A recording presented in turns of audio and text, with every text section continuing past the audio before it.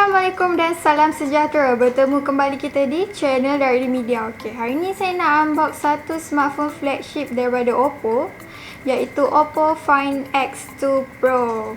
Okey, tanpa buang masa, jom kita unbox. Box pada kali ni memang totally berbeza daripada box Oppo Find X yang sebelum ni. Kalau Oppo Find X sebelum ni, box dia warna hitam dan ada tulisan Oppo Find X dekat bahagian hadapan. Tapi pada kali ni, Oppo Find X2 Pro dia punya box warna biru. Ada tulisan Oppo Find X2 warna gold macam ni. Membuatkan box ni sendiri dah nampak sangat eksklusif. Okay, jom kita tengok apa yang ada kat dalam. Tapi sebelum tu, dekat bahagian hadapan pun ada tercatat dia punya 12GB RAM dan juga 512GB storage. Phone ni warna black. Boleh baca dekat bahagian luar kotak. Okay. Pertama sekali kita akan nampak box kecil ni. Dan dalam dia ada dia punya clear case. Just tak lembut sangat. Nice macam ni. Kemudian ada dia punya SIM pin ejector. Ada dia punya kepingan kertas ni. Okay, kemudian ada dia punya documentation. Yang saya sendiri pun selalu tak baca pun kalau beli phone kan. Documentation dia ni. Okay. Ni dia Oppo Find X2 Pro warna black. Wow, warna dia memang cantik.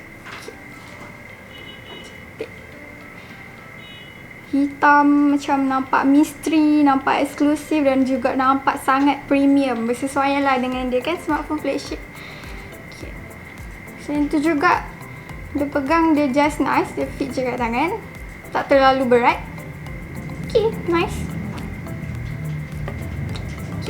Kat bahagian bawah ni pula ada dia punya earphone yang diletakkan pada satu bekas.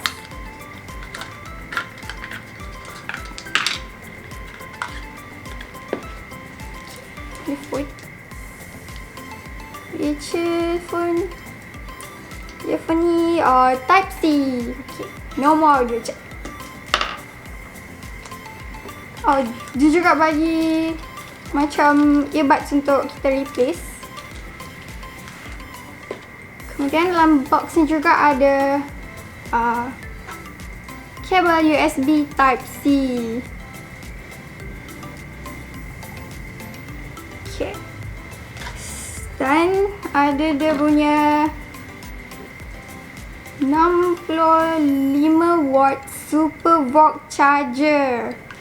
Charger ni macam agak besar dan berat sikit compare dengan charger sebelum ni.